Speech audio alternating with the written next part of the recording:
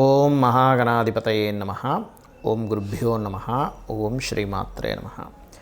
పరమేశ్వర స్వరూపమైనటువంటి జ్యోతిష, వాస్తు మరియు ఇతర అనేకమైనటువంటి శాస్త్రములను మనకు అందించినటువంటి మహర్షులకి నమస్కారం. హయగ్రీవ హయగ్రీవ హయగ్రీవేతి యో వదయేత్ తస్య నిస్సరతే వాణి జహ్నుకన్యా ప్రవాహవత్. అరుణాం కరుణాతరంగితాక్షీం ధృతపాశాంకుశపుష్పబాణచాపాం అనిమాదిభిరావృతాం మయూకైః అహమిత్యేవ విభావయే భవానీం. శ్రీమాత్రే నమః. ప్రేక్షకులకి ఆ లలితాంబిక అమ్మవారి యొక్క అనుగ్రహం పరిపూర్ణంగా కలగాలని మనస్ఫూర్తిగా కోరుకుంటూ మనం ఈరోజు మార్చి మాసంలో 12 లగ్నాల వారికి ఎటువంటి ఫలితాలు జరగనున్నాయి. సరే, లగ్నం తెలియదు, రాశి నుంచి చూసుకోండి, no problem. But first priority మాత్రం లగ్నానికే ఇవ్వండి.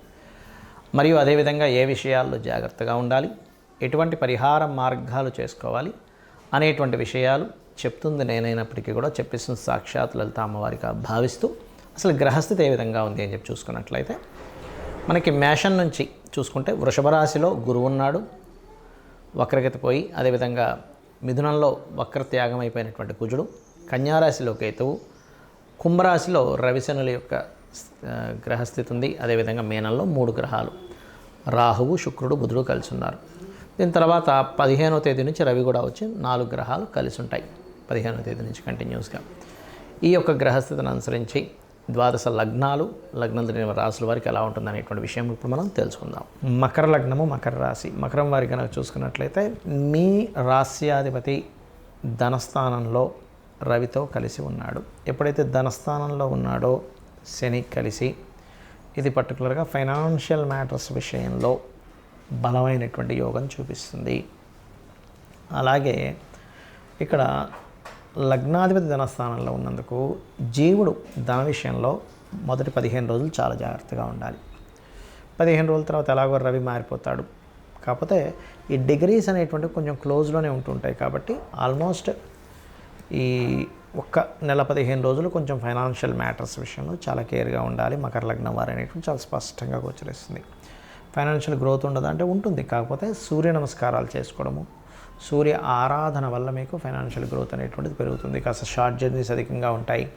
3లో ఉండేటువంటి గ్రహాల వల్ల, 3లో అధిక గ్రహాలు ఉండడం వల్ల, మరియు హోమ్ లోన్స్ లభిస్తాయి. ముఖ్యంగా తాతగారి ఆస్తికి సంబంధించిన విషయంలో కొంత డిస్టర్బెన్సెస్ క్లియర్ అవ్వడము, తండ్రి ఆస్తికి సంబంధించిన విషయంలో కూడా డిస్టర్బెన్స్ వచ్చి క్లియర్ అవ్వడం అనేటువంటిది చాలా స్పష్టంగా గోచరిస్తుంది. అయితే మీ యొక్క లగ్నానికి 6వ స్థానంలో ఉన్నటువంటి కుజుడు పర్టికులర్గా పరాక్రమ యోగాన్ని ఇస్తున్నాడు. అంటే స్పోర్ట్స్ రంగాల్లో రాణించడము, ఇటువంటి యోగాన్ని ఇస్తున్నాడు. అయితే ఇక్కడ మీ యొక్క సంతానం ఏదైనా కొత్త బిజినెస్ పెట్టడానికి, బిజినెస్ రిలేటెడ్ సంబంధించిన రాణించడానికి మంచి యోగం నడుస్తుంది ప్రస్తుతం కనుక చూసుకున్నట్లయితే. కాకపోతే మీ మకర లగ్నం వారికి ఎప్పుడైతే భాగ్యస్థానంలో కేతు ఉన్నాడో కాస్త తండ్రితోని, గురువులతోని ఏదో తెలియని దూరం ఉండడం, లేదా ఆధ్యాత్మికమైనటువంటి వాటిలో ఎక్కువగా జర్నీ చేయడం, ఇట్లాంటివన్నీ బలంగా చూపిస్తున్నాయి. అదేవిధంగా కాస్త మీరు ఏదైనా ప్రాపర్టీస్ తీసుకునేటప్పుడు 4వ అధిపతి అయినటువంటి కుజుడు శత్రుక్షేత్రంలో ఉన్నాడు. కాబట్టి ఆ ప్రాపర్టీస్ తీసుకునేటప్పుడు ఇక్కడ ఏదైనా వివాదాలకు సంబంధించిన ఏదైనా ప్రాపర్టీస్ తీసుకుంటున్నామా అనేటువంటిది కాస్త చూసుకొని తీసుకోండి. అలాగే మరొక విషయం ఏంటంటే ఇక్కడ గమనించుకున్నట్లయితే మీ యొక్క రాస్యాధిపతి ఎవరైతే ఉన్నారో ఈ రాస్యాధిపతి పర్టికులర్గా ఈ కాంబినేషన్స్ కనుక గమనించుకున్నట్లయితే శని 2వ స్థానంలో ఉన్నందుకు తీపి పదార్థాన్ని ఏదైనా సరే సూర్యభగవానుడికి నైవేద్యం పెడుతూ ఉండండి నిత్యము. అప్పుడు దానివల్ల ఏమవుతుందంటే మీకు ఫైనాన్షియల్గా ఇబ్బంది అనేటువంటిది తగ్గుతుంది. ఇక మీరు చేయవలసిన దేవతారాధన అమ్మవారిని మరియు దత్తాత్రేయుని ఎక్కువగా ఆరాధించండి. అన్ని విధాలా మీకు బాగుంటుంది. ఈ మార్చి మాస ఫలితాలు అయిపోయిన తర్వాత మనకి నూతన సంవత్సరం రాబోతుంది, విశ్వవసు నామ సంవత్సరం. ఇప్పటి నుంచే చెప్తున్నాను, అసలు విశ్వవసు నామ సంవత్సరంలో అయినా మీరు కంప్లీట్గా సక్సెస్ అవ్వాలంటే ఎటువంటి జాగ్రత్తలు తీసుకుంటే ఎవరైనా సరే, అంటే ఏ లగ్నంలో పుట్టినా, ఎటువంటి నక్షత్రంలో పుట్టినా, ఎటువంటి గ్రహస్థితులు ఎలా ఉన్నా సరే, ఇప్పుడు నేను చెప్పబోయేది మీకు ఫైనాన్షియల్గా పేరు ప్రఖ్యాతుల పరంగా మీరు అనుకున్నటువంటి సంకల్పం ఏదైనా, మీ డిజైర్ ఏదన్నా సరే నెరవేరడానికి ఇప్పుడు నేను మీకు ఒక ఆస్ట్రాలజీలో ఉండేటువంటి ఒక సీక్రెట్ చెప్తున్నాను. అది కనుక పాటించగలిగితే అద్భుతంగా మీరు చేరుకోగలుగుతారు. ఒకటే గుర్తుపెట్టుకోండి, మనము ఎందుకు ఇంత ఇబ్బందులు పడుతున్నాము ఆస్ట్రాలజీ మనకి ఏం చెప్తుందంటే వెరీ క్లియర్లీ మనం ఇప్పుడున్నటువంటి ప్రజెంట్ కండిషన్లో ఉండే నిర్ణయం ఒకటి, రాంగ్ డెసిషన్స్, ఓకే, అంటే రాంగ్ టైంలో మనం ఏదో ఎక్స్పెక్ట్ చేస్తూ ఉంటాం. సిచ్యువేషన్స్ ఒక దగ్గర ఒక రకంగా ఉన్నప్పుడు ఇంకోటి మనం ఆలోచిస్తూ ఉంటాం. అదొకటి మెయిన్. అది దానికి ఏంటి కారణం అంటే పంచమ స్థానము అంటారు, 5th లార్డ్. అదేవిధంగా రెండవది ఏంటంటే పూర్వజన్మల్లో మనం చేసిన కర్మ మనల్ని వెంటాడుతూ ఉంటుంది.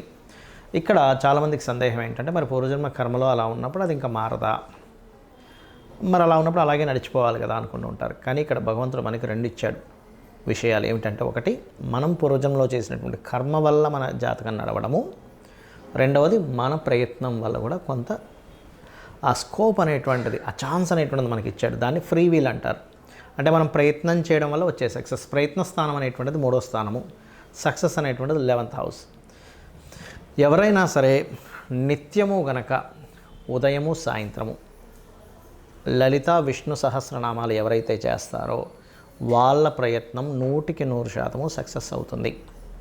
అలా కాదండి నేను అంత నాకు సహస్రనామాలు నోటికి తిరగవు, ఇంకేదైనా సింపుల్గా చేసుకునేది ఉందా అంటే సింపుల్గా ఏం లేదు. ఓం నమో నారాయణాయ, ఓం శ్రీమాత్రే నమః, ఈ 2 చాంటింగ్ చేస్తూ ఉండండి. నాకు పూజ గదిలో అంతసేపు నేను స్పెండ్ చేయలేను, నా స్థితి వేరే ఉంది, విదేశాల్లో ఉంటాను, చాలా టైం దొరకడం కష్టం అనుకుంటే మనసులో మననం చేయండి కనీసం. ఓం నమో నారాయణాయ, ఓం శ్రీమాత్రే నమః. ఇంకా వీలుంది నాకు అంటే ఓం నమ శివాయ కూడా చేసుకుంటే అద్భుతమైన ఫలితాలు వస్తాయి దీనివల్ల. ఒకటి. ఇక రెండవది ఏంటంటే ఇక నేను చెప్పేది ఒకటే, కొత్త సంవత్సరంలోకి నెక్స్ట్ ఈ మార్చ్ ఫలితాల తర్వాత నెక్స్ట్ మార్చ్ ఎండింగ్ నుంచి మనకి ఎట్లాగో విశ్వవసునామ సంవత్సరం వస్తుంది. అడుగుపెట్టేటప్పుడు కొన్ని విషయాలు మైండ్లో బాగా పెట్టుకోండి. ఏలినాటి శని ఉంది, అర్ధాష్టమి శని ఉంది, అష్టమి శని ఉంది, అమ్మో నా లైఫ్ ఏదో అయిపోతుందేమో అనేటువంటి భయాల నుంచి ఫస్ట్ బయటికి రండి. శని అంటే ఏమిటంటే కర్మకారకుడు. మనం ఎటువంటి కర్మలు చేసామో ఆ కర్మలను ఇచ్చేవాడు. ఎంతసేపు బ్యాడే ఇవ్వాలని రూల్ లేదు, గుర్తుపెట్టుకొని. మనకి ఒక అద్భుతంగా ధనం సంపాదిస్తున్న శనే కారకుడు దానికి. Because of natural 10th and 11th lord ఆయన. 10th అంటే కర్మ, 11th అంటే లాభాలు. అంటే ఇచ్చేది కూడా ఆయనే, గుర్తుపెట్టుకోవాలి. ఫస్ట్ ఇక్కడ ఎంతసేపు ఏంటంటే శని అనేటువంటి పాయింట్ని మనం ఎంతసేపు నెగిటివ్ కోణంలోనే చూస్తూ ఉంటాం. ఎలా అంటే ఒక తండ్రి ఉన్నాడు, తండ్రిని పూర్తిగా అర్థమైన వ్యక్తి తండ్రి కోపాన్ని అర్థం చేసుకుంటాడు, తండ్రి బాధ్యతని అర్థం చేసుకుంటాడు. కానీ తండ్రి అర్థం కానివాడు తండ్రి కోపాన్ని మాత్రమే చూస్తాడు. తండ్రి ఎప్పుడు ఇలాగే హింసిస్తుంటాడు, తల్లి ఎప్పుడు ఏదో ఒకటి నువ్వు చదువురా అంటూ ఉంటుంది, ప్రతిదానికి అడ్డం పడుతుంది. ఇది మాత్రమే చూస్తాం. కానీ తల్లి అంత బాధ్యతగా ఉదయాన్నే నిద్రలేచి మనకి ఫుడ్ అనేటువంటిది చూసుకుంటుంది, లేనట్లయితే మన అవసరాలు చూసుకుంటుంది, మనం ఎప్పుడేంటనేది అన్ని జాగ్రత్తగా రక్షించుకుంటుంది. తండ్రి కూడా మన కోసం పనిచేస్తున్నాడు అనేది మనం మర్చిపోతాం. ఎంతసేపు ఆయన కోపడుతున్నాడు, నేను ఖాళీగా కనిపిస్తే ఏదో ఒకటి అంటున్నాడు అనేది చూస్తాం. అలాగే శని విషయంలో కూడా ఇదే రాంగ్ జరుగుతుంది అందరికీ కూడా. ఏంటంటే శని అనగా నమ్మో వెళ్ళినాడు శని, ఏం చేయాలి గజగజ ఉనికిపోవడం. ఇది కాదు. శని అనేటువంటిది కర్మకారక ప్లానెట్. నువ్వే కర్మ చేశావు. ప్రతి జీవుడికి పూర్వజన్మలో చేసినటువంటి కర్మ వల్లే ఈ జీవితం వస్తుంది.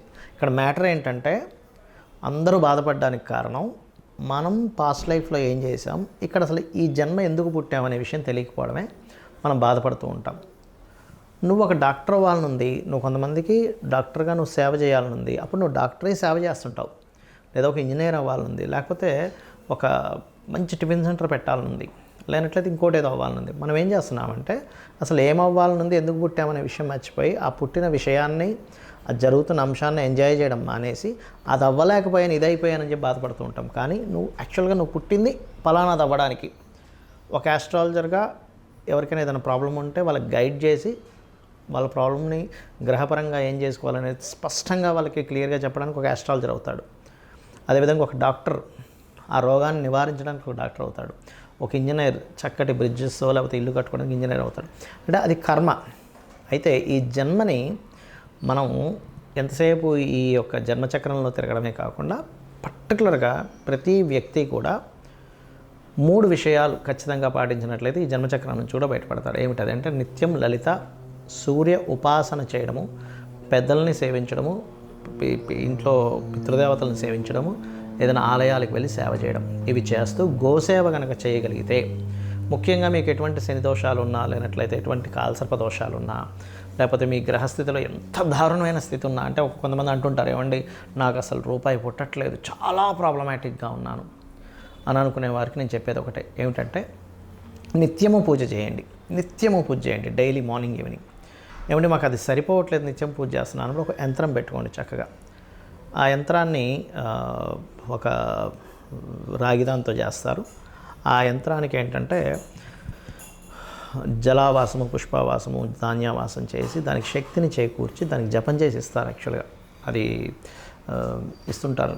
కొంతమంది అడిగినప్పుడు నేను కూడా ఏర్పాటు చేశాను. బట్ ఏంటంటే మీరు ఎక్కడైనా కూడా తీసుకోవచ్చు అది. అయితే ఇక్కడ ఏంటంటే దాన్ని కనుక చేయగలిగితే ఇంకొంచెం స్ట్రెంత్ పెరుగుతుంది మీకు. ఇక్కడ నేను చెప్పేది ఒకటే, మీరు నేను చెప్పినటువంటి ఇవి కనుక పాటించగలిగితే ఖచ్చితంగా విశ్వవసునామ సంవత్సరంలో మీరు సక్సెస్ అవ్వాలని చెప్పి మనస్ఫూర్తిగా కోరుకుంటూ, అందరూ కూడా ఓం శ్రీమాత్రే నమః అనే మంత్రమైన కనీసం చేసుకోండి. అన్ని విధాల మీకు రక్షణ లభిస్తుంది అమ్మవారితో. శ్రీమాత్రే నమః.